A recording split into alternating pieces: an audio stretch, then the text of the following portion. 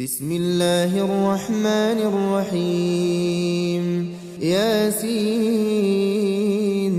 والقرآن الحكيم إنك لمن المرسلين على صراط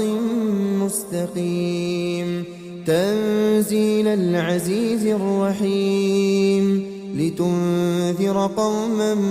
ما أنذر آباؤهم فهم غافلون لقد حق القول على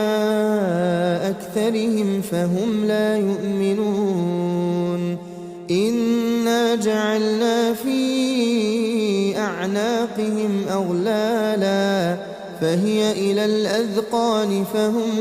مقمحون وجعلنا من بين أيديهم سدا